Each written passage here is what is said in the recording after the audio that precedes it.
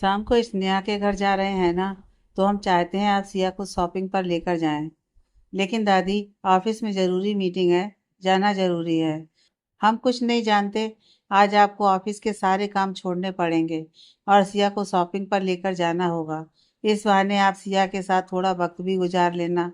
राघव ने एक पल सोचा और फिर बोल उठा, ठीक है, अगर आप इतना बोल रही हैं तो मैं सिया को ले चलता हूँ शॉपिंग पर।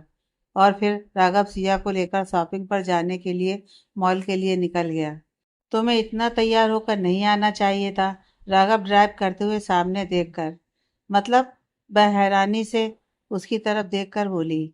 मतलब कुछ नहीं है, इतना तैयार होकर और वो भी इतनी खूबसूरत साड़ी पहनकर मेरे साथ बाहर जा रही हो। कहीं मैं अपने होश ही ना खो दूं। राघव हंसते हुए आंख मारकर बोला। आपका कुछ नहीं हो सकता। सिया ने सिर हिलाया और बाहर देखने लगी। क्यों कुछ नहीं हो सकता? तुम एक बार बोलो तो बहुत कुछ हो सकता है। राघव, आप। वह इतना ही बोली थी, तभी राघव ने सिया की बांह पकड़कर उसे खुद के करीब किया और उसके कान में धीरे से बोला, क्या अब अपनी पत्नी से ऐसी बातें नहीं करूँगा तो क्या पड़ोसन से जाकर करूँगा? तुम्हारी नाना के चक्कर में कहीं ऐसा ना हो मैं सच में पड़ोसन की तारीफ न करने लगूं। फिर मत बोलना, बताया नहीं था। अगर आपने ऐसा किया तो मैं आपका मुंह नोच लूंगी। समझे आप? तुम समझाती ही तो नहीं हो। अगर समझाने लगो तो अब तक कब का समझ जाता मैं। आप सामने देखकर गाड़ी चलाइए। मुझे ताना तो बाद में भी दे सकते हैं। ताना नहीं दे रहा हूँ, बता और समझा रहा हूँ। और फिर बाकी का रास्ता खामोशी से कटा। दोनों मॉल पहुंच गए। राघव सिया को लेकर अंदर चला आया और साड़ी देखने का बोलकर एक फोन कॉल करने वहां से थोड़ा आगे बढ़ गया। इतनी साड़ियों में से कौन सी साड़ी पसंद करूं? यहाँ तो इतनी सारी साड़ी हैं, ये भी पता नहीं कहाँ चले गए। अब किससे हेल्प लूं? सिया राघव को आसपास देखते हुए बोली। लेकिन वह वहां कहीं नहीं था। मैम, आपको अब तक कोई साड़ी पसंद नहीं आई? वहां खड़ी सेल्स गर्ल ने सिया को ऐसे ही खड़े देखकर पूछा। हाँ, वो मेरे हस्बैंड आ जाएं, उसके बाद साड़ी पसंद करूंगी। सिया चेहरे पर मुस्कान लाकर बोली। ओके मैम, सेल्स गर्ल मुस्कुराकर बोली और वहां से चली गई। सिया साड़ी देखने के लिए आगे बढ़ी और साड़ी देखने लगी। इतनी महंगी साड़ी, 40,000 की? बाप रे, लोग इतनी महंगी भी साड़ी पहनते हैं। वह एक साड़ी पर रेट देखकर बोली और आगे बढ़ गई। वाह, कितनी खूबसूरत साड़ी है। वह ब्लैक कलर की एक साड़ी देखते हुए बोली और उसे देखने लगी। लेकिन साड़ी पर रेट देखकर वह उदास हो गई और दूसरी साड़ी देखने लगी। लेकिन कोई भी साड़ी 40-50 हजार से कम की नहीं है। इतनी महंगी साड़ी, इतने तो मेरे पास पैसे भी नहीं है। वह मन ही मन बोली और वहीं पड़ी एक चेयर पर बैठ गई। क्या हुआ? अब तक कुछ पसंद नहीं आया? राघव उसके पास दूसरी चेयर पर बैठते हुए बोला। हाँ, वो कोई साड़ी पसंद नहीं आई है। हम कहीं और चलते हैं। यहाँ तुम्हें साड़ी पसंद नहीं आई? एक से एक साड़ी है यहाँ। चलो आओ, मैं पसंद करवाता हूँ तुम्हारे लिए अच्छी सी साड़ी। वह खड़े होते हुए बोला। नहीं, मैंने देख ली है, मुझे अच्छी नहीं लगी। हम कहीं और चलते हैं। वह राघव का हाथ पकड़ते हुए बोली। इतनी सुंदर सुंदर साड़ी है, आओ मेरे साथ। इतना बोलकर राघव सिया को अपने साथ लेकर आगे बढ़ गया और 4-5 साड़ी निकाल ली और उसे देते हुए बोला, ये सब ट्राई करके आओ, तब तक मैं और साड़ी निकालता हूँ तुम्हारे लिए। सिया ने हाथ में ली साड़ियों पर लगी चिट देखी और हैरान रह गई। इतनी महंगी साड़ी मुझे नहीं चाहिए, इतना मेरा बजट नहीं है। लेकिन राघव को कैसे समझाऊं? ये तो मेरी बात सुन ही नहीं रहे हैं। राघव ने सिया को साड़ी की चिट देखते देखा तो वह उसके पास आया और बोला, साड़ी महंगी है इसलिए नहीं पसंद आ रही है? राघव के इतना बोलते ही सिया की गर्दन झुक गई। उसे समझ ही नहीं आ रहा था कि वह क्या बोले। लेकिन राघव को उसकी हालत का अंदाजा हो गया था, इसलिए वह उसके हाथ से साड़ी लेकर चेयर पर रखकर सिया के हाथ अपने हाथों में लेकर बोला, क्या हुआ? इतना क्या सोच रही हो? इतना तो कमा ही लेता हूँ जो अपनी बीवी को उसकी पसंद की साड़ी दिला सकूं। एक बात पता है तुम्हें? क्या? ऐसे अगर 10 मॉल भी खरीद लूं, उससे कहीं ज्यादा पैसा है मेरे पास। इसलिए बिना सोचे समझे जो भी चीज पसंद है, तुम बस उस पर नजर तो डालो, अगले ही पल वो तुम्हारे सामने हाजिर होगी। इसलिए अब जल्दी से ये सब साड़ी ट्राई करके देखो और मुझे दिखाओ, ताकि मैं तुम्हारी मदद कर सकूं साड़ी लेने में। हाँ, उसने गर्दन हिलाकर इतना कहा और चेंजिंग रूम में चली गई। सिया ने साड़ी पहन तो ली, लेकिन ब्लाउज की डोरी तक उसका हाथ नहीं पहुंच रहा था। उसने बहुत कोशिश की, लेकिन थक हार कर खड़ी हो गई। अब क्या करूं? कैसे डोरी बांधूं? किसी को बुला भी नहीं सकती। वह मन ही मन बोली और वहां रखा अपना मोबाइल फोन उठाकर बाहर खड़े राघव को मैसेज कर दिया। बाहर खड़े राघव के मोबाइल में जैसे ही मैसेज टोन बजी, उसने अपने फोन में सिया का मैसेज देखा तो चेंजिंग रूम की तरफ बढ़ गया और दरवाजा नॉक किया। सिया, जो परेशान सी इधर उधर घूम रही थी, उसने फौरन दरवाजा खोल दिया और राघव का हाथ पकड़कर उसे अंदर खींच लिया और दरवाजा लगा दिया। क्या हुआ? ऐसे अचानक क्यों बुलाया मुझे? यहाँ वह सवालिया नजरों से उसकी आंखों में देखकर बोला। वो, मुझे आपकी एक हेल्प चाहिए। कैसी हेल्प? वो ब्लाउज की डोरी ना नहीं बंध रही है, वह अटकते हुए बोली।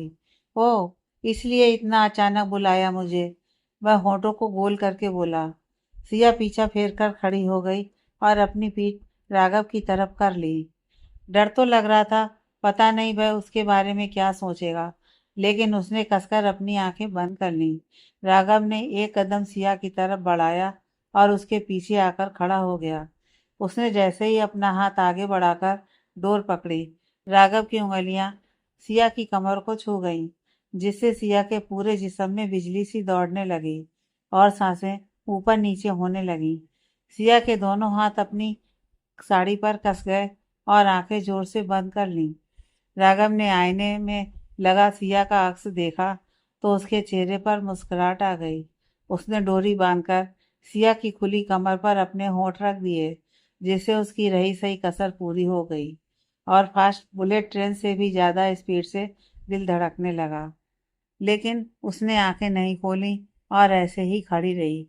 उसने सिया की गर्दन से बाल हटाकर एक तरफ किए और वहां भी अपने होठों के अक्स छोड़ने लगा। सिया से अब रहा नहीं गया। इससे पहले वह पिघलती, उसने राघव की तरफ अपना रुख किया और उसके सीने में चेहरा छुपा लिया, जिसे देखकर उसके चेहरे पर मुस्कुराहट आ गई। अगर तुम कहो तो क्या मैं चेंज करवाने में तुम्हारी मदद कर सकता हूँ? राघव सिया के चेहरे से बाल कान के पीछे करता हुआ बोला। नहीं, मैं खुद कर लूंगी। आप बाहर जाइए, वह अटकते हुए बोली। मैं क्या सोच रहा था, जब चेंजिंग रूम में हम दोनों साथ हैं, फिर क्या दिक्कत है? चलो, तुम्हारी मदद कर देता हूँ। राघव चेहरे पर तीखी मुस्कुराहट लाकर बोला। आप बाहर चलिए, मैं खुद कर लूंगी चेंज।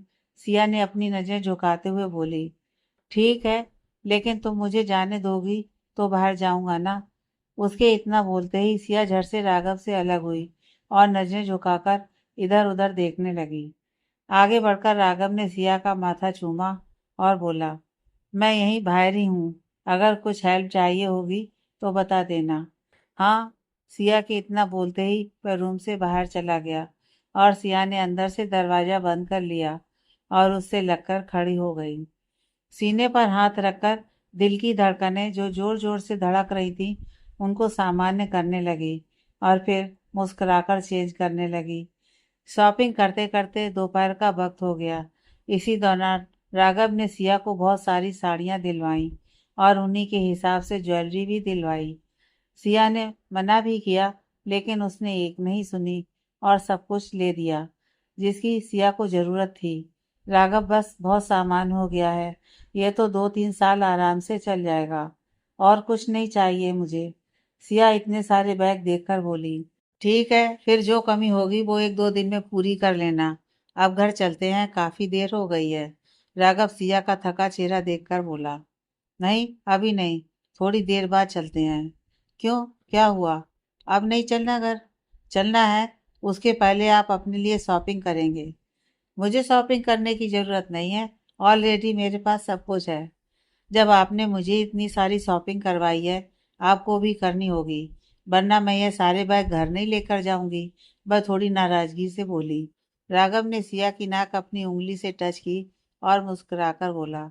जब इतने प्यार से बीबी बोल रही है, फिर तो उसका कहा मानना ही पड़ेगा। चलो आओ, लेकिन मेरे लिए तुम कपड़े पसंद करोगी।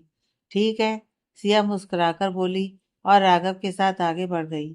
सिया, तुम ये कैसे कैसे कपड़े मेरे लिए निकाल रही हो? ये इतनी सारी टी शर्ट, वो भी अलग अलग कलर की। पागल हो गई हो? तुम्हें पता है रंग बिरंगी ऐसी टी शर्ट मैं नहीं पहनता, इसलिए सोचना भी मत मैं ये सब लेने वाला हूँ। क्या बुराई है इन कपड़ों में? इतने तो अच्छे हैं और आज तक मैंने आपको ऐसे कपड़े पहनते नहीं देखा है, इसलिए इस बार ये सब ट्राई कीजिए, आप पर अच्छे लगेंगे। यार तुम सच में पागल हो गई हो, मैं मुंह बनाते हुए बोला। ठीक है, मैं पागल हो गई हूँ, मुझे भी नहीं चाहिए ये सब। सब कुछ अभी वापस करके आइए। सिया गुस्से में मुंह दूसरी तरफ फेर कर बोली।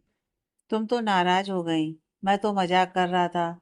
जो मेरे लिए तुम पसंद करोगी खुशी खुशी मैं पहन लूंगा, इसलिए यहाँ मुंह मत फुलाओ। घर चलकर हमारे रूम में अपना मुंह फुला लेना। राघव के इतना बोलते ही सिया ने घूर कर उसकी तरफ देखा और राघव के सर के बाल बिगाड़कर मुस्कुराते हुए आगे बढ़ गई। हाय, तुम्हारी यह अंदाज कसम से जान ले लेता है। ऐसे ही मुझ पर अपना हक जताती रहा करो, अच्छा लगता है। राघव चेहरे पर मुस्कान लाकर बोला और सिया के पास चला गया, जहाँ वह उसके लिए अपनी पसंद की शॉपिंग कर रही थी। थकन से सिया का बुरा हाल हो गया था और चेहरे से साफ पता चल रहा था कि वह कितनी थक गई है। राघव ने कई बार उसे चलने का कहा, लेकिन वह नहीं मानी और उसके लिए शॉपिंग करती रही। अब बस भी करो, बहुत हो गया है, कितनी देर से बोल रहा हूँ घर चलो, लेकिन तुम्हें मेरी बात समझ ही नहीं आ रही है। अब अगर तुम घर नहीं चली तो मैं तुम्हें यहीं छोड़कर घर चला जाऊंगा, फिर आती रहना अकेले ही। राघव सिया का हाथ पकड़कर गुस्से से बोला। बस थोड़ी देर और। यार कब से थोड़ी देर और थोड़ी देर और लगा रखा है तुमने? अब बस चलो मेरे साथ। बस सिया का हाथ पकड़कर आगे बढ़ते हुए बोला और उसे कैंटीन में जाकर एक चेयर पर बैठा दिया और बोला, जब तक मैं ना आऊं तुम यहाँ से हिलोगी भी नहीं, ओके? ठीक है, लेकिन जल्दी आना आप। उसके इतना बोलते ही राघव वहां से चला गया और थोड़ी देर बाद खाने से भरी ट्रे लाकर टेबल पर रख दी, जिसे देखकर सिया के चेहरे पर मुस्कुराहट आ गई। आपको कैसे पता चला मुझे भूख लगी है? वह खाने की तरफ देखते हुए बोली। 3 बजने वाले हैं और इस वक्त तक सबको भूख लग जाती है, तो जाहिर सी बात है तुम्हें भी भूख लग रही होगी। राघव अपनी बात पूरी भी नहीं कर पाया, तब तक सिया ट्रे से बर्गर उठाकर खाने लगी। उसे ऐसे देख राघव के चेहरे पर मुस्कुराहट आ गई और वह उसे देखने लगा। राघव को खुद को देखता देख सिया बोली, आप भी खाइए ना, आपको भी तो भूख लगी होगी, बहुत ही टेस्टी बर्गर है। तुम खाओ, मुझे भूख नहीं लगी है। ऐसे कैसे भूख नहीं है, आप भी खाइए। वह अपना बर्गर राघव की तरफ बढ़ाते हुए बोली। सच में भूख नहीं है मुझे, तुम आराम से खाओ, जिद मत करो। मैं जिद नहीं कर रही हूँ, आप खाइए, सिया ने इतने प्यार से कहा, जिसकी वजह से राघव मना नहीं कर पाया और सिया के हाथ से बर्गर खा लिया। ये हुई ना बात, आप ये मेरा वाला बर्गर खा लीजिए, मैं ये खा लेती हूँ। सिया अपना बर्गर राघव की तरफ बढ़ाकर बोली, जिसे राघव ने ले लिया और खुद दूसरा बर्गर उठाकर खाने लगी। यही सिया चाहिए थी मुझे, जो कहीं खो गई थी। आज इतने दिनों बाद पुरानी सिया देखने को मिली है, इसलिए बहुत खुश हूँ। बस हमेशा ऐसे ही रहना, कभी बदलना नहीं। बहुत प्यार करता हूँ तुमसे, राघव मनी मन बोला और सिया के चेहरे को गौर से देखने लगा, जहाँ सिर्फ और सिर्फ खुशी थी, जो उसकी आंखों से भी दिख रही थी। राघव ने अपना सर झटका और बर्गर खाने लगा और फिर 1 घंटे बाद राघव की गाड़ी घर के पोर्च में आकर रुकी। राघव गाड़ी से नीचे उतरा और गार्ड को गाड़ी से सामान निकालने को कहा और आगे बढ़ गया। आज तुम बहुत खूबसूरत लग रही हो, वह चलते हुए सिया के कान में बोला। आप सुबह से यह बात बहुत बार बोल चुके हैं, सिया चेहरे पर मुस्कान लाकर बोली। हाँ, तो अपनी बीवी की तारीफ करना गुनाह थोड़ा है, जो एक से अधिक बार कर नहीं सकते। जितनी बार मेरा मन करेगा उतनी बार मैं अपनी बीवी की तारीफ करूंगा। तुम क्यों जल रही हो? राघव की बात सुनकर हैरानी से सिया का मुंह खुल गया और वह बोली, मैं जल रही हूँ? Are you serious? By the way, मैं क्या मेरी जूती भी ना जले, इसलिए ये ख्याल अपने दिमाग से निकाल दीजिए। मैं जल रही हूँ। सिया ने अपने बालों को झटका और अंदर बढ़ गई। अपनी बीवी को जलाने का भी अपना ही एक अलग मजा है। वह खुद से बड़बड़ाया और अंदर बढ़ गया। आ गए आप दोनों। हम कब से आपका ही इंतजार कर रहे थे। दादी, आपकी प्यारी बहू की शॉपिंग ही खत्म नहीं हो रही थी। देखिए आप कितनी शॉपिंग करके आई है। अपने साथ साथ जबरदस्ती मेरे लिए भी शॉपिंग करी है इसने। ये तो अच्छी बात है। आप दोनों जाकर जल्दी से तैयार हो जाइए। थोड़ी देर में हमें निकलना है। आरब भी आने वाले हैं। जी दादी। गार्ड, ये सारे बैग हमारे रूम में पहुंचा दो। इतना बोलकर राघव सीढ़ियां चढ़कर रूम में चला गया। सिया बेटा, अच्छे से तैयार हो जाना। सबको लगना चाहिए मल्होत्रा खानदान की बहू हो तुम। जी दादी, आप बेफिक्र रहिए। मैं अच्छे से तैयार हो जाऊंगी। आप भी जाकर तैयार हो जाइए। थक गई होंगी। तब तक हम मीना से बोलकर आपके और राघव के लिए चाय भिजवाते हैं। गायत्री देवी मुस्कुराकर बोली और फिर सिया अपने रूम में चली गई। रूम में आकर सिया काउच पर बैठ गई और आंखें बंद करके काउच की पुस्ते से सर टिका लिया और दोनों पैर टेबल पर रख लिए। पैरों में दर्द हो गया था सुबह से खड़े खड़े। उसे कुछ देर ही हुई थी, तभी सिया को अपने पैरों पर किसी के हाथों का स्पर्श का एहसास हुआ। उसने झट से आंखें खोली और हैरान रह गई। आप, इतना बोलकर सिया अपने पैर पीछे खींचने लगी, लेकिन राघव ने नहीं छोड़े और तेल से मालिश करने लगा। ये आप क्या कर रहे हैं, प्लीज छोड़िए, वह शर्मिंदगी से बोली। सिया को बिल्कुल भी अच्छा नहीं लग रहा था राघव का उसके पैर को हाथ लगाना। राघव प्लीज, आप रहने दीजिए, मैं ठीक हूँ। उठिए यहाँ से, मुझे अच्छा नहीं लग रहा है। सिया फिर से अपने पैर पीछे खींचते हुए बोली। क्या पत्नी का ही हक होता है पति की सेवा करना? पतियों को हक नहीं होता अपनी पत्नी की सेवा करना? तुम थक गई हो। अगर मैं तुम्हारे पैर पर तेल से मालिश कर दूंगा तो कुछ नहीं होगा, इसलिए मुझे करने दो और थोड़ी देर तुम आंखें बंद करके सो जाओ। जब जाने का वक्त होगा मैं तुम्हें उठा दूंगा। राघव उसके चेहरे की तरफ देखकर बोला। सिया ने बदले में कुछ नहीं कहा और चुपचाप अपनी आंखें बंद कर लीं, जिससे थोड़ी ही देर में सिया को नींद आ गई। राघव ने सिया के सर के नीचे धीरे से तकिया रखा और बाहर चला गया। राघव, आप तैयार नहीं हुए अभी तक बेटा, गायत्री देवी राघव को नीचे आता देखकर बोली। दादी, थोड़ी देर रुककर चलते हैं, तब तक आरब भी आ जाएगा। आरब बस आने ही वाले हैं, उसके बाद चलते हैं। सिया बहुत थक गई है, थोड़ी देर उसे आराम करने देते हैं, उसके बाद चलते हैं दादी। ठीक है बेटा, थोड़ी देर से ही चले जाएंगे। सिया की शक्ल देखकर हमें भी लगा था बहुत थक गई है शायद। आप जाकर तैयार हो जाइए, उसके बाद सिया को उठा देना, वो भी तैयार हो जाएगी। जी दादी।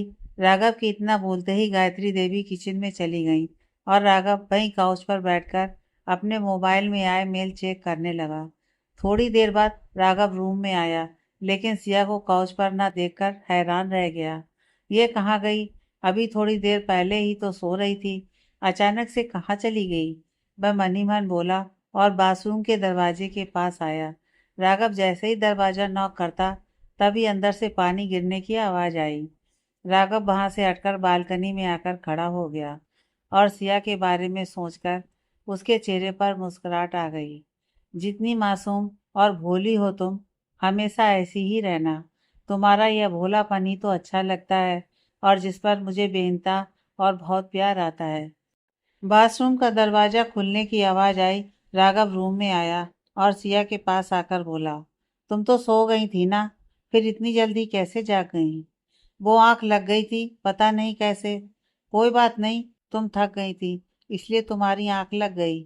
अब जल्दी से तैयार हो जाओ और हाँ, वो ब्लैक वाली साड़ी पहनना। इतना बोलकर वह अंदर घुस गया, लेकिन सिया के चेहरे पर बड़ी सी मुस्कुराहट आ गई। कुछ देर बाद राघव बाथरूम से बाहर आया और आते ही आईने के सामने खड़ी सिया पर नजर पड़ी। उसके कदम वहीं जम गए और चेहरे पर मुस्कुराहट आ गई। वह धीरे धीरे कदम बढ़ाता सिया के पीछे आकर खड़ा हो गया, लेकिन सिया का ध्यान अभी तक राघव पर नहीं गया। वह चेहरा झुकाए अपनी साड़ी की प्लेट ठीक कर रही थी। कुछ देर बाद सिया ने जैसे ही चेहरा उठाकर वापस आईने में देखा तो हैरान रह गई। आप, वह इतना ही बोली और राघव की काली आंखों में खो गई। राघव ने 2 कदम और बढ़ाए और सिया के बिल्कुल पीछे खड़ा हो गया। साड़ी में सिया की कमर दोनों तरफ से दिख रही थी, जहां से राघव ने आगे बढ़कर सिया की कमर पर हाथ रख लिया। उसके ऐसा करने से सिया अंदर तक सिहर गई और आंखें बंद हो गईं। राघव के छूने से सिया के पूरे जिस्म में बिजली दौड़ने लगी और दिल की धड़कनें तेज हो गईं। उसने एक हाथ से सिया की गर्दन से बाल हटाकर सामने कर दिए और ब्लाउज की डोरी बांधने लगा। इस बीच भी सिया ने अपनी आंखें नहीं खोली, लेकिन जब जब राघव की उंगलियां उसकी कमर को टच करती, तब तब वह अंदर तक सिहर उठती और आंखें कसकर बंद कर लेती। ब्लाउज की डोरी बांधने के बाद राघव वापस से सिया को देखने लगा और फिर पता ही नहीं चला कब उसके होंठ सिया की गर्दन का मुआयना करने लगे और कब होंठों ने उसकी गर्दन पर अपनी छाप छोड़नी शुरू कर दी। वह लगातार सिया की गर्दन को चूमे जा रहा था और सिया जब से आंखें बंद किए उसकी मौजूदगी और करीबी को महसूस किए खड़ी थी। राघव के इस तरह छूने से उसके अंदर भी कहीं मदोसी करवट लेने लगी और अभी सिया इस मदोसी में बहना नहीं चाहती थी। राघव की आंखों में तो पहले ही जज्बातों का समंदर तैर रहा था। सिया से अब और बर्दाश्त नहीं हुआ। उसने अपनी आंखें खोली और राघव को खुद से दूर कर दिया, जिससे वह हैरान और परेशान सा खड़ा उसे ही देख रहा था। सिया की आंखों में नमी देखकर कहीं ना कहीं उसे भी एहसास हो गया वह अभी क्या करने वाला था, इसलिए शर्मिंदगी से उसकी नज़र झुक गई। I am sorry. राघव शर्मिंदगी से नजरें झुकाए इतना ही बोला। तभी सिया ने आगे बढ़कर उसके होंठों पर अपनी उंगली रख दी, जिससे बाकी के सब राघव के गले में ही रह गए और एक बार फिर वह हैरानी से उसकी तरफ देखने लगा, जो उसे ही देख रही थी। सिया अपने पंजों पर खड़ी होकर थोड़ा ऊपर हुई और राघव के कुछ समझने से पहले उसका माथा चूम लिया और फिर बारी बारी उसकी दोनों पलकों को चूम लिया, जिससे राघव की आंखें बंद हो गईं। आपको सॉरी फील करने की ज़रूरत नहीं है। आप मेरे पति हैं और आपका मुझ पर अधिकार है। वह नज़रें झुकाकर इधर उधर देखते हुए बोली, इस बारे में आकर बात करते हैं। अभी तुम तैयार हो जाओ, वरना लेट हो जाएंगे। राघव उसकी शर्मिंदगी समझते हुए बोला। उसे पता था सिया ये सब इसलिए बोल रही है ताकि मुझे बुरा ना लगे। जिस तरीके से उसने अभी मुझे खुद से दूर किया, कहीं यह बात मेरे दिल में घर ना कर जाए और मैं उसे नाराज ना हो जाऊं। मन ही मन बोला और आकर आईने के सामने खड़ा हो गया। सिया ने आंखें बंद करके अपनी आंखों में आई नमी को पीछे धकेला और राघव के पास आई। वह जब तक कुछ बोलती, राघव ने अपना रुख उसकी तरफ किया और बोला, क्या हुआ? तैयार हो जाओ, वरना लेट हो जाएंगे। और हाँ, तुम इस साड़ी में बहुत ही खूबसूरत लग रही हो। किसी की नज़र ना लग जाए, याद से नज़र का टीका लगा लेना। राघव ने प्यार से सिया का गाल छूकर कहा। सिया की आंखों से आंसू झलक आए। उसने राघव का हाथ गाल से हटाया और राघव के थोड़ा करीब आकर पंजों पर खड़ी हुई और राघव के होंठों पर अपने होंठ रख दिए, लेकिन वह बस हैरानी से खड़ा उसे देख रहा था। राघव की समझ ही नहीं आया ये अचानक सिया को क्या हुआ। उसने खुद को मजबूत किया और सिया की बाह पकड़कर उसे खुद से अलग कर दिया। अब हैरान होने की बारी सिया की थी। वह आंखों में आंसू लिए हैरानी से खड़ी थी। राघव ने अपनी आंखें बंद की और एक गहरी सांस ली, लेकिन सिया का हाथ पकड़कर उसे काउच पर बैठाया और खुद घुटनों के बल बैठकर उसका हाथ अपने हाथ में लिया और आंखों में देखकर बोला, तुम्हें इतना गिल्ट में रहने की कोई ज़रूरत नहीं है। अगर तुम सोच रही हो मुझे बुरा लगा है, तो ऐसा कुछ नहीं है। मुझे बिल्कुल भी बुरा नहीं लगा है। जब तक तुम खुद अपनी मर्जी से मुझे खुद के करीब नहीं आने दोगी, मैं वादा करता हूँ तुम्हें कभी हाथ नहीं लगाऊंगा। इसलिए अब अपना मूड ठीक करो और चलकर तैयार हो जाओ। लेकिन हाँ, एक बात तो मैं कहना भूल ही गया। उसके इतना बोलते ही सिया ने नज़र उठाकर उसकी तरफ देखा, तो वह चेहरे पर मुस्कान लाकर बोला, मैं तुम्हारी ये बात मानकर तुम्हारी हाँ का इंतजार करूंगा, लेकिन तब तक मुझे भी तो कुछ मिलना चाहिए। क्या चाहिए आपको? वह सवालिया नजरों से बोली। राघव ने सिया के होठों के किनारे पर अपना अंगूठा रखा और बोला, तब तक इन होठों से प्यार तो कर सकता हूँ ना। उसके इतना बोलते ही सिया की नजरें झुक गईं और गाल लाल हो गए। वह फौरन उठी और बाथरूम में भागकर चली गई और दरवाजा बंद करके उससे लगकर खड़ी हो गई और लंबी लंबी सांसें लेने लगी। उसे जाता देख राघव के चेहरे पर मुस्कुराहट आ गई।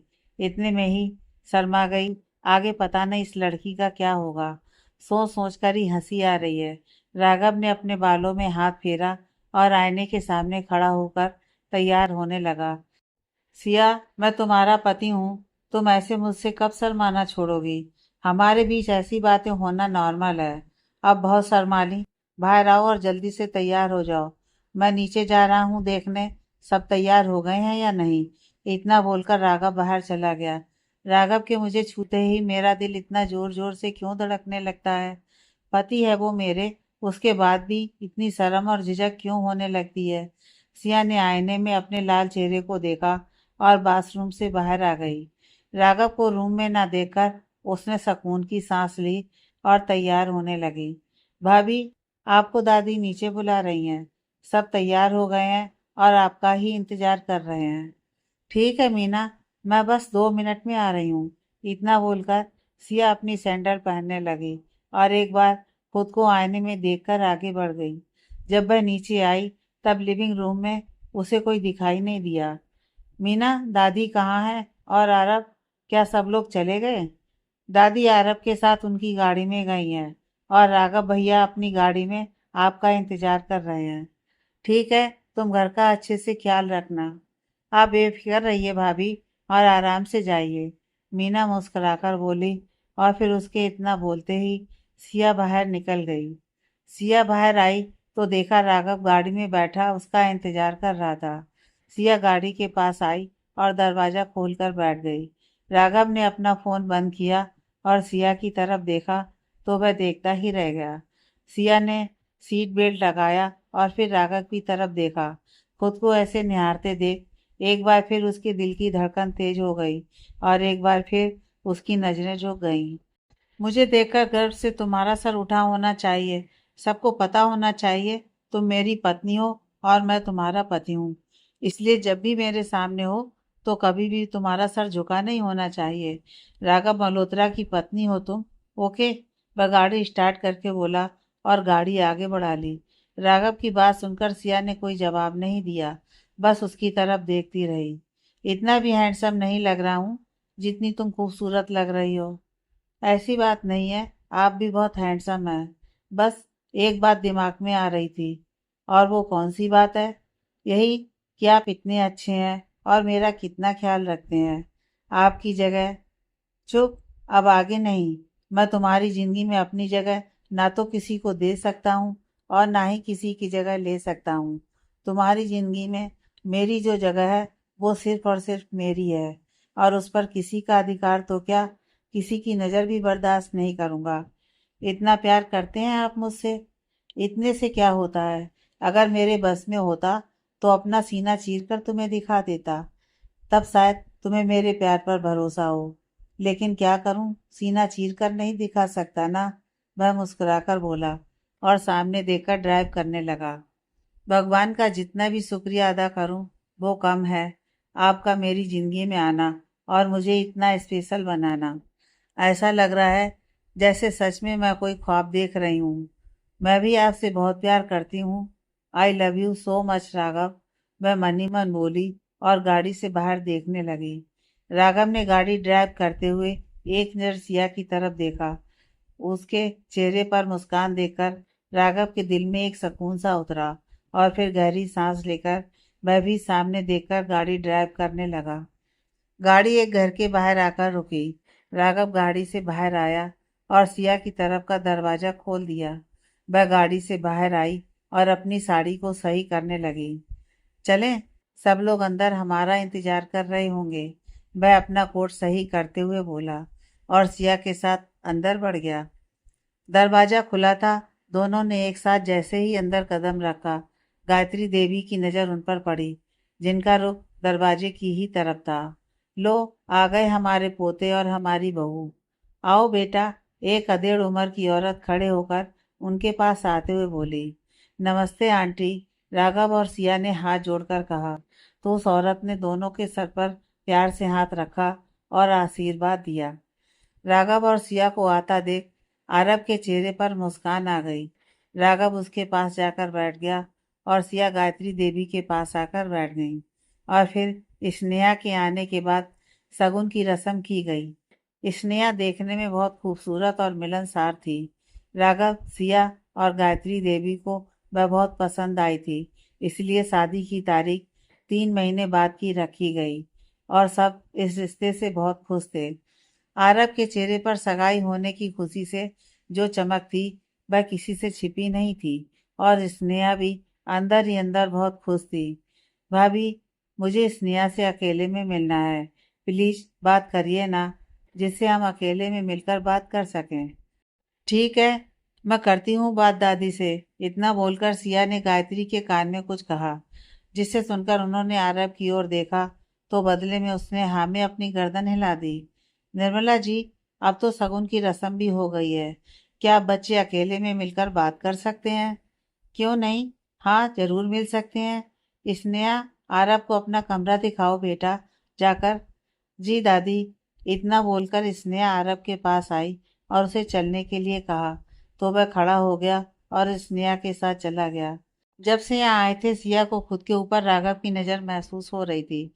जब भी सिया को इस बात का एहसास होता और वह राघव की तरफ देखती, राघव अपनी नज़र उससे हटा लेता और इधर उधर देखने लगता। इस बार भी ऐसा ही हुआ था। जब सिया ने उसकी तरफ नज़र उठाकर देखा तो राघव ने अपनी नज़र हटा ली और इधर उधर देखने लगा।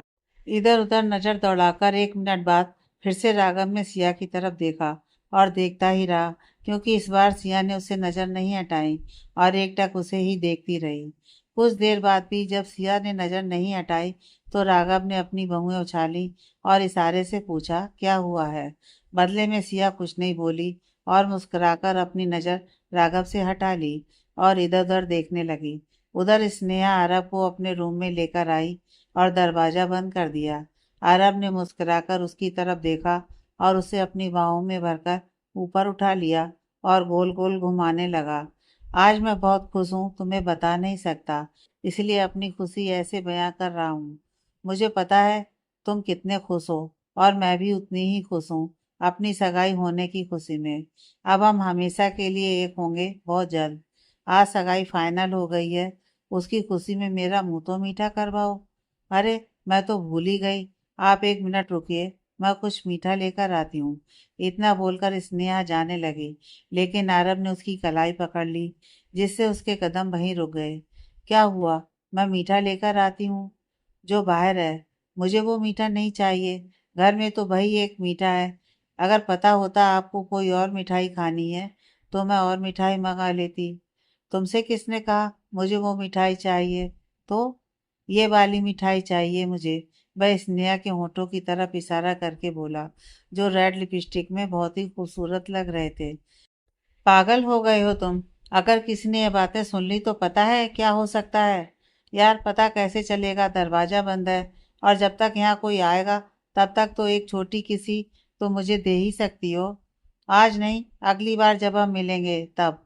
नहीं, मुझे अभी चाहिए। आरब छोटे बच्चों की तरह जिद करते हुए बोला।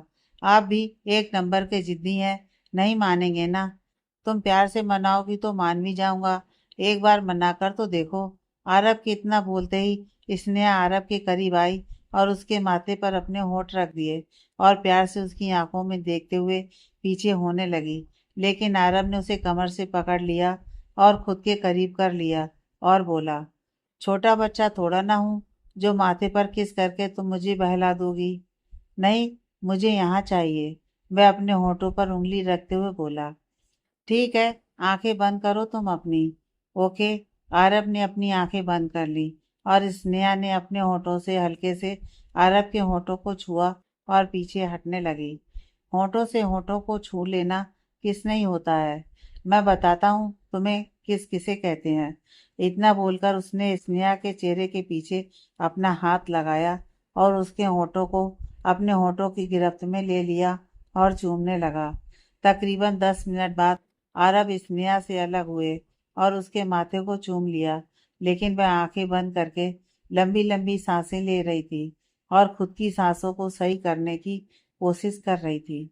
स्नेहा ने नज़र उठाकर आरब की तरफ देखा और उसके होठों पर लगी लिपस्टिक अपने अंगूठे से साफ करने लगी। इतना प्यार करने वाली और इतनी प्यारी बीवी जब मिले तो इंसान कहीं भी बहक ही जाता है। वह अपनी एक आंख दबाते हुए बोला, आप बाहर चलें, सब वेट कर रहे होंगे। हाँ चलिए, स्नेहा ने नज़र झुकाकर कहा और फिर दोनों रूम से बाहर आ गए और लिविंग रूम की तरफ बढ़ गए जहाँ सब बैठे बातें कर रहे थे। और फिर डिनर करके वो सब घर वापस आ गए। सिया रूम में आकर कबर्ड से अपने लिए रात के पहनने के लिए कपड़े निकालने लगी और राघव अपना कोट उतारता हुआ वहीं काउच पर बैठ गया और आंखें बंद कर लीं। आज एक मिनट भी उसे आराम करने के लिए नहीं मिला था, इसलिए आंखें बंद करके उसे पता ही नहीं चला कब उसकी आंख लग गई। सिया चेंज करके आई और राघव के रात के पहनने के कपड़े निकालकर बेड पर रख दिए और उसके पास आई। राघव, आप जाकर कपड़े बदल लीजिए, उसके बाद आराम से बेड पर सो जाना। उठिए। हाँ, उसने अपनी आंख खोलते हुए कहा और कपड़े उठाकर बाथरूम में चला गया। सिया ने मुस्कुराकर उसे जाता देखा और रूम का दरवाजा अंदर से लॉक कर दिया और फिर बालकनी का दरवाजा बंद करके वह बेड पर अपनी साइड आकर लेट गई। थक तो वह भी गई थी, इसलिए लेटते ही उसे नींद आ गई। राघव भी आकर अपनी साइड लेट गया और लाइट बंद कर दी। सिया ने उसकी तरफ करवट ली और राघव के सीने पर अपना सर रख लिया। बदले में राघव ने उसे अपनी बाहों के घेरे में भर लिया और आंखें बंद कर लीं। राघव, आपसे एक बात पूछूं? हाँ पूछो, क्या पूछना है?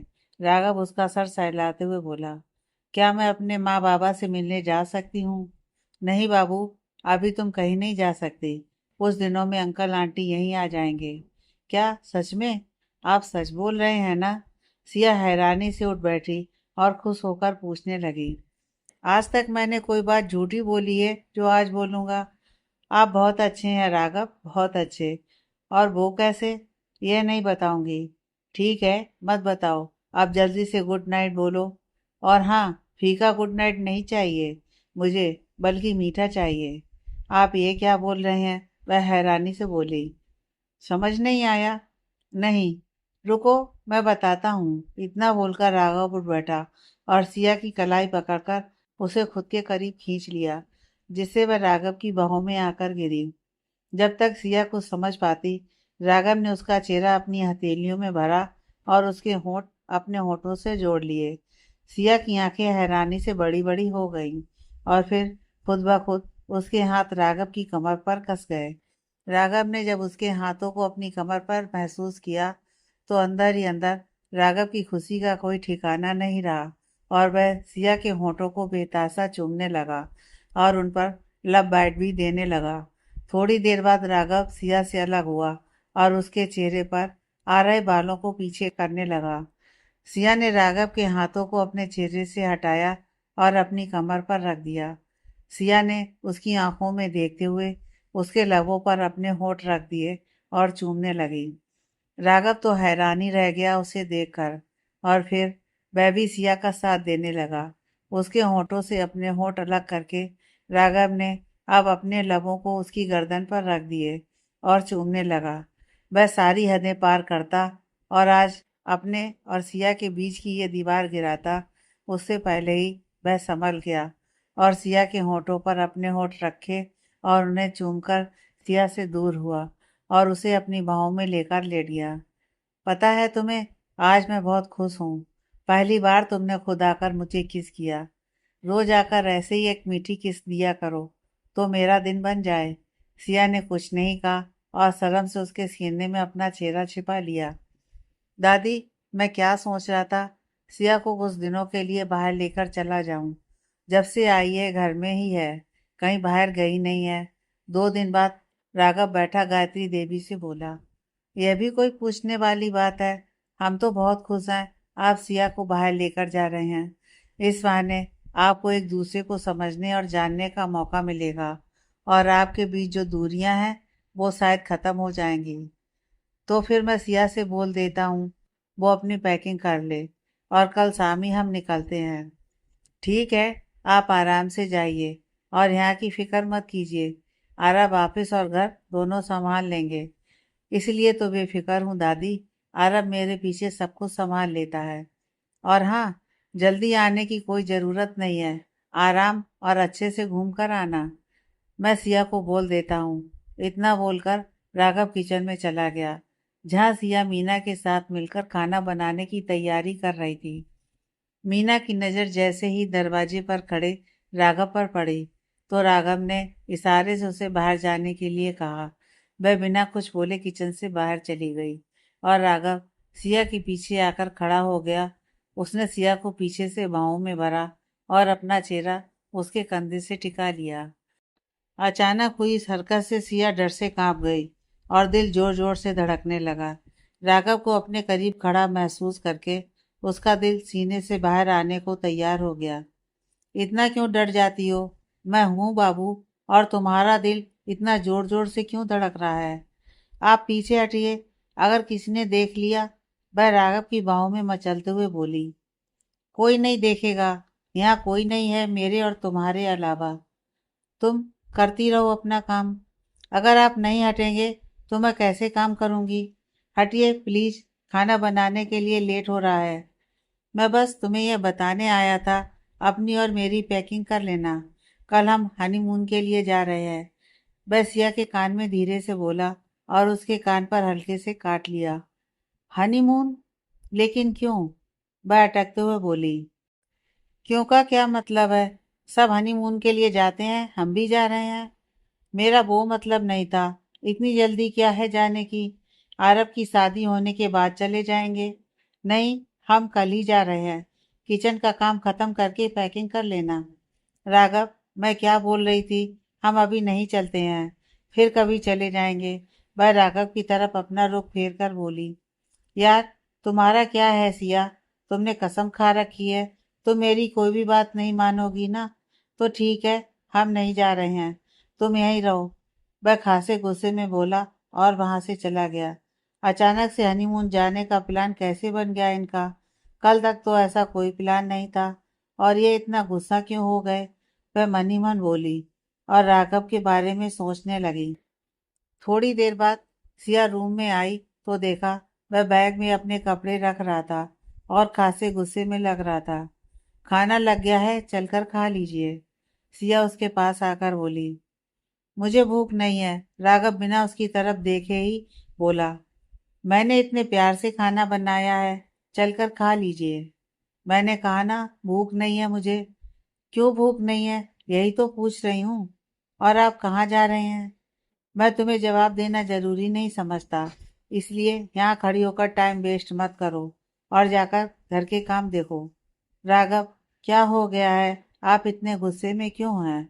राघव ने ना तो एक बार भी सिया की तरफ देखा और ना ही उसकी बात का कोई जवाब दिया। उसने गाड़ी की चाबी उठाई और रूम से बाहर निकल गया। इतना गुस्सा? बाप रे! अब इनको मनाना मुश्किल हो जाएगा, लेकिन मनाना तो पड़ेगा। राघव की नाराजगी बर्दाश्त नहीं कर सकती मैं। वह खुद से बड़बड़ाई और बाहर चली गई। दोपहर से रात हो गई, लेकिन राघव अभी तक घर नहीं आया। वह परेशान सी राघव का नंबर मिला रही थी, लेकिन फोन ऑफ जा रहा था, इसलिए वह बेचैनी से इधर उधर चक्कर काट रही थी। सिया बेटा, आप आकर खाना खा लीजिए। राघव जब आएंगे तब खा लेंगे। दादी, आप और आरब खा लीजिए, मैं राघव के साथ ही खाना खाऊंगी। भाभी, आप परेशान क्यों हो रही हैं? भाई एक अर्जेंट मीटिंग में गए हैं, आने में देर हो जाएगी। उन्होंने जाने से पहले मुझे बताया था। मुझे अभी भूख भी नहीं है, आप खाइए ना प्लीज। ठीक है भाभी। इतना बोलकर आरव और गायत्री देवी खाना खाने लगे और सिया अपने रूम में चली आई। इतनी भी क्या नाराजगी, जो फोन तक नहीं उठा रहे हैं। जब घर आएंगे मना लूंगी, लेकिन ऐसा क्या करूं जो राघव का मूड भी ठीक हो जाए और नाराजगी भी। सिया को सोचते हुए बोली और कबर्ड में कुछ तलाशने लगी। रात के 11 बजे राघव घर आया और अपने रूम की तरफ बढ़ गया। इतना अंधेरा क्यों है? रूम में लाइट तो आ रही है, लगता है सिया सो गई है, इसलिए लाइट बंद है शायद। वह खुद से बोला और दरवाजा खोलकर अंदर आ गया। वह जैसे ही लाइट ऑन करने के लिए आगे बढ़ा, तभी अचानक और एकदम पूरे रूम में उजाला हो गया। राघव हैरानी से मुंह खोले सामने खड़ा देख रहा था। पिंक कलर का रात में पहनने वाला सूट पहने वह बहुत ही खूबसूरत लग रही थी और बालों की चोटी बना रखी थी। 2-3 बालों की लटें चेहरे पर झूल रही थीं, जो उसकी खूबसूरती को और बढ़ा रही थी। उसने खुद को संभाला और चेहरे पर गुस्सा सजाकर काउच पर बैठकर अपने शूज निकालने लगा। इतनी देर लगा दी, मैं कब से आपका इंतजार कर रही थी। सिया उसके पास आकर बोली। मैंने कहा था मेरा इंतजार करो, नहीं ना तो सो जाती। ये झूठी हमदर्दी नहीं चाहिए मुझे। वह गुस्से से सिया को घूर कर बोला और बाथरूम में घुस गया। उसके जाते ही सिया तुरंत रूम से बाहर चली गई खाना लेने। राघव नाराज है और उसे मनाने के लिए उसने उसकी पसंद का खाना बनाया था। वह ट्रे में रखकर खाना लेकर आई और टेबल पर खाना लगाकर एक कैंडल जला दी और टेबल पर चारों ओर गुलाब की पंखुड़ी सजा दी। आई हो राघव मान जाए और खाना खा लें। दोपहर से मैंने भी कुछ नहीं खाया है, बहुत भूख लग रही है। बाथरूम का दरवाज़ा खुला और राघव बाहर आया। उसने एक नज़र सिया और टेबल पर डाली और फिर टॉवल वहीं काउच पर डालकर बेड पर आकर लेट गया। ये क्या बात हुई, इतने प्यार से मैंने सब कुछ किया है और इन्होंने एक नज़र देखना भी जरूरी नहीं समझा। खाना खा लीजिए राघव। वह अपने गुस्से को पीछे धकेलते हुए उसके पास आकर बोली। भूख नहीं है, परेशान मत करो।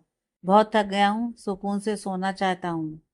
मैं भी बहुत थक गई हूँ किचन में खड़े होकर आपके लिए खाना बनाने में। इसलिए उठिए और खाना खा लीजिए, वरना ठंडा हो जाएगा।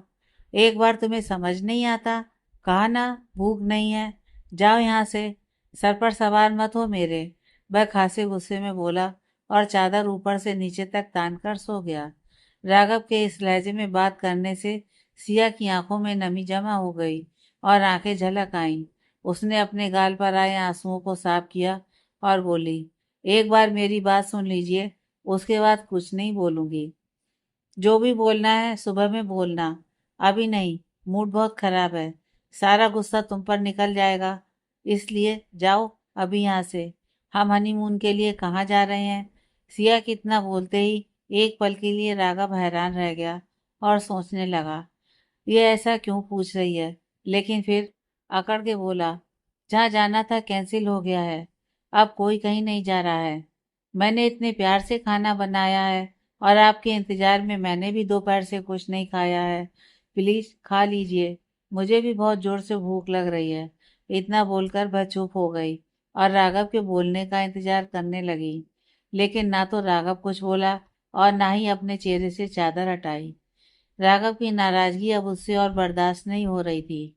आंखों से आंसू टप टप गिरने लगे थे।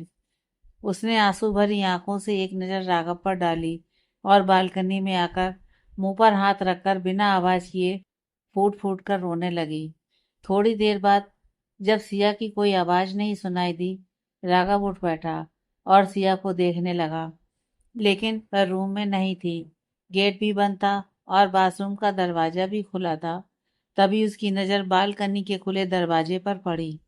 उसने एक गहरी सांस ली और बालकनी की तरफ बढ़ गया। बालकनी में आकर उसने देखा सिया एक कोने में अपना सर घुटनों में दिए बैठी है और सुबक रही है।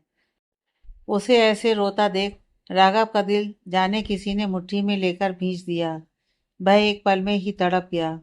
सिया, इतना बोलकर वह फौरन सिया के पास नीचे बैठा और उसे अपनी बाहों के घेरे में ले लिया। क्या हुआ, इतना रो क्यों रही हो और अपनी क्या हालत बना ली है तुमने। चुप, बस चुप, अब और रोना नहीं। उसने सिया के बालों पर अपने लब रखे और उसका चेहरा अपनी हथेलियों में भर लिया और बोला, इतनी सी भी नाराजगी नहीं सह पाई मेरी। अगर तुम पर अपना गुस्सा निकालता तब कितना रोती तुम। आप बहुत बुरे हैं, मुझे आपसे बात ही नहीं करनी है। वह राघव का हाथ अपने चेहरे से हटाते हुए बोली और उठकर जाने लगी। लेकिन राघव ने उसकी कलाई पकड़ ली और उसे अपनी गोद में बैठा लिया। इतनी सी बात के लिए इन आंसुओं को मत बहाओ, ये बहुत कीमती हैं। जहाँ जरूरत हो वहीं बहाना इनको। इतना बोलकर राघव ने अपने होठों से सिया की पलकों पर ठहरे आंसुओं को चुन लिया, जिससे उसकी आंखें बंद हो गईं और फिर उसका गाल चूम लिया। अब बताओ, इतना क्यों रोईं? थोड़ी सी नाराजगी नहीं सह पाई मेरी? हद है। सिया की आंखों में फिर से नमी जमा हो गई। वह रोते हुए बोली, इतने प्यार से आपके लिए खाना बनाया है और आपके इंतजार में मैंने भी नहीं खाया है। पता है कितनी भूख लग रही है, पेट में चूहे दौड़ रहे हैं, लेकिन आपको इससे क्या फर्क पड़ता है? उसे ऐसे बातें करता देख राघव के चेहरे पर मुस्कुराहट आ गई। वह सिया के गाल पकड़कर प्यार से बोला, यार तुम कितनी क्यूट हो। मन करता है तुम्हें अभी खा जाऊं, लेकिन तुम्हें खा भी नहीं सकता, प्यार जो इतना करता हूँ। अब चलो खाना खाते हैं। राघव ने सिया को अपनी बाहों में उठाया और रूम में लेकर आया और काउच पर बैठाकर खुद भी उसके बराबर बैठ गया और खाना निकालने लगा। अगर तुम्हारी इजाज़त हो तो क्या मैं अपने हाथों से तुम्हें खाना खिला सकता हूँ? हाँ, सिया ने गर्दन झुकाकर कहा तो राघव के चेहरे पर मुस्कान आ गई। उसने पहली बाइट सिया की तरफ बढ़ाई, जिसे उसने खा ली। सिया ने भी अपने हाथ से राघव को खाना खिलाया और दोनों ने अपने हाथों से एक दूसरे को खाना खिलाया। मैं ये सब किचन में रख कर आती हूँ। खाना खाने के बाद वह बर्तन समेटते हुए बोली, सुबह मीना खुद उठा लेगी, थोड़ी देर तुम यहीं बैठी रहो। वह सिया की कलाई पकड़कर बोला और उसे फिर से अपनी गोद में बैठा लिया। आप तो मुझसे नाराज थे ना? सिया ने राघव की आंखों में देखकर पूछा। क्या करूं, मुझे बीवी ही ऐसी मिली है जो नाराज होने ही नहीं देती। मैं बाद में नाराज होता हूँ, पहले वो नाराज होकर बैठ जाती है। क्या तो मेरी बीवी मुझे मनाने वाली होती है, क्या फिर मुझे उसे मनाना पड़ता है? अच्छा, तो ऐसा है, आप ही अपनी प्यारी और भोली बीवी को परेशान करते होंगे। मैं उसे परेशान नहीं करता, बल्कि बहुत प्यार करता हूँ, लेकिन वह मुझसे दूर दूर भागती है। राघव सिया के बालों में अपना चेहरा छिपाकर मदोसी में बोला। अच्छा ये बताइए, दोपहर में आपका मूड इतना खराब क्यों हो गया था? बंदा अपनी बीवी के साथ अकेले में कुछ वक्त गुजारना चाहता है, उसे समझना चाहता है, जी भरकर प्यार करना चाहता है, लेकिन तुम्हें तो हर बार अपनी चलानी है। पूरा मूड खराब कर दिया था। खैर कोई नहीं, अब मैं अकेला ही कल शाम को जा रहा हूँ। अकेले क्यों? मैं भी जा रही हूँ। सिया के इतना बोलते ही राघव हैरानी से उसे देखने लगा। ऐसे मत देखिए, मैं भी आपके साथ चल रही हूँ। अपना बैग पैक कर लिया था शाम में ही मैंने। तुम सच बोल रही हो? वो देखिए उधर। वह राघव का चेहरा कबर्ड की तरफ करते हुए बोली, जहाँ सिया का बैग तैयार रखा था। उसे देखकर राघव के चेहरे पर मुस्कुराहट आ गई। थैंक यू मेरी बात मानने के लिए। इतना बोलकर राघव ने सिया के होठों को चूम लिया और सिया की आंखें हैरानी से बड़ी बड़ी हो गईं।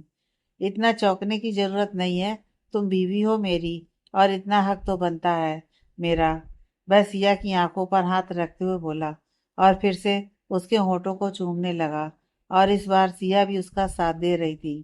थोड़ी देर बाद राघव ने सिया के होठों को अपनी होठों की गिरफ्त से अलग किया और उसे अपने सीने से लगा लिया। सिया ने भी राघव पर अपनी पकड़ कस दी और उसके सीने में अपना चेहरा छिपाकर आंखें बंद कर लीं।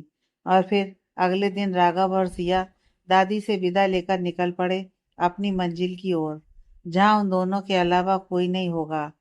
अगर कोई होगा तो वो होगा एक दूसरे का साथ और प्यार। राघव खुश था, फाइनली सिया उसके साथ जाने के लिए मान गई थी। राघव, हम कहाँ घूमने जा रहे हैं? आपने बताया नहीं। सिया खिड़की से सड़क पर देखते हुए बोली। सॉरी, दिमाग से निकल गया तुम्हें बताना। हम पुणे जा रहे हैं, मुझे वहाँ कुछ काम भी है और इस बहाने घूमना भी हो जाएगा हमारा। तुम्हें कोई प्रॉब्लम तो नहीं होगी ना मेरे काम से? मुझे कोई प्रॉब्लम नहीं होगी, आप वहाँ आराम से अपना काम कर लेना। और हाँ, हम होटल में नहीं रुकेंगे, पुणे में हमारा फार्म हाउस है, वहीं रुकेंगे। राघव और सिया बातें करते शहर से दूर निकल गए और उसी समय ऋषि की गाड़ी मल्होत्रा हाउस के सामने आकर रुकी। वह गाड़ी से बाहर आया और आसपास देखने लगा। इतना बड़ा बंगला देखकर वह हैरान रह गया। क्या सिया इस इतने बड़े बंगले में रहती है? क्या बात है, तुम तो बहुत कमाल की चीज निकली। इतने बड़े आदमी को अपने प्यार के जाल में फंसा लिया। खैर गरीब तो मैं भी नहीं हूँ, मेरे पास भी बहुत पैसा है। चल बेटा अंदर चल और सिया से मिलकर उसे बता दे तू यहाँ सिर्फ और सिर्फ उससे मिलने आया है और उसे अपने साथ लेकर जाना चाहता है। हमेशा के लिए उसे अपना बनाना चाहता है। वह मनी मन बोला और गेट पर खड़े गार्ड से बात करके अंदर चला गया। गार्ड ने अंदर आकर गायत्री देवी को बताया कोई सिया मैडम से मिलने आया है, तो उन्होंने उसे अंदर भेजने के लिए बोल दिया और आने वाले शख्स का इंतजार करने लगी। ऋषि अंदर आया और पूरे घर को देखने लगा। मल्होत्रा हाउस किसी महल से कम नहीं था, जिसे देखकर वह हैरान हो गया था। गायत्री देवी लिविंग रूम में बैठी उसे ही देख रही थी। ऋषि की नज़र जैसे ही उन पर पड़ी तो वह उनके पास आया और बोला, नमस्ते आंटी। नमस्ते, बैठिए बेटा। जी आंटी। मीना, पानी लेकर आओ और चाय नाश्ते का इंतजाम करो। अब बोलिए बेटा, आप सिया से क्यों मिलने आए हैं और सिया को कैसे जानते हैं? आंटी, मैं सिया का दोस्त हूँ और यूनिवर्सिटी में उसकी ही क्लास में पढ़ता था। कुछ दिन पहले पता चला सिया यहाँ आ गई है। आज यहाँ मेरा आना हुआ तो सोचा सिया से मिलता चलूँ, इसलिए मिलने चला आया। आप गलत वक्त पर आए हैं, सिया से आप नहीं मिल सकते। गायत्री की बात सुनकर पहले तो वह हैरान हुआ और फिर बोला, क्यों आंटी, क्या हुआ? सब ठीक तो है ना? क्यों सिया से नहीं मिल सकता मैं? सिया और हमारे पोते आज ही घूमने के लिए शहर से बाहर गए हैं। कहाँ गए हैं? वह थूक निकलते हुए बोला। माफ करना, ये तो हम नहीं बता सकते आपको। कोई बात नहीं आंटी, अभी तो इस शहर में कुछ दिन हूँ मैं। क्या आप बता सकती हैं कब वो वापस आएगी सिया? आज ही तो गए हैं, एक हफ्ता तक तो आएंगे ही। अगर कोई ज़रूरी बात है तो आप हमें बता दीजिए, हम सिया को बोल देंगे। नहीं आंटी, मेरा सिया से मिलकर बात करना ज़रूरी है। कोई बात नहीं, जब वह आएगी आप मुझे फ़ोन करके बता दीजिएगा। ये मेरा नंबर है। उसने अपनी जेब से कार्ड निकालकर उनकी तरफ बढ़ाते हुए कहा, जिसे गायत्री देवी ने ले लिया और फिर वह विदा लेकर वहां से चला गया। हनीमून पर गई हो, कोई बात नहीं, कुछ दिन और रह लो अपने पति के साथ, उसके बाद तुम्हें मेरे पास ही आना है। वह मनी मन बोला और एक नज़र घर पर डालकर अपनी गाड़ी में बैठकर वहां से निकल गया। रात गए राघव और सिया अपने फार्म हाउस पर पहुंचे। खाना रास्ते में ही होटल से खा लिया था, इसलिए आते ही दोनों सो गए। पूरे दिन के थके हुए थे, इसलिए लेटते ही नींद आ गई। चिड़ियों की चहचहाहट से सिया की आंख खुली। उसने कुनमुनाते हुए अपनी आंखें खोली। राघव की बाहों में खुद को सोता देखकर उसके चेहरे पर मुस्कुराहट आ गई। सिया ने राघव का हाथ अपनी कमर से हटाया और उठ बैठी। वह उठकर बालकनी में आई और दरवाज़ा खोला तो हैरान रह गई, और इसी के साथ उसके हलक से एक जोरदार चीख निकली। राघव हड़बड़ाकर उठा और रूम में नज़र दौड़ाकर देखा तो सिया वहाँ नहीं थी। राघव जब तक कुछ समझ पाता तब तक एक बार और सिया की चीख की आवाज़ सुनाई दी। वह तुरंत उठा और बालकनी की ओर भागा। आगे की कहानी नेक्स्ट पार्ट में।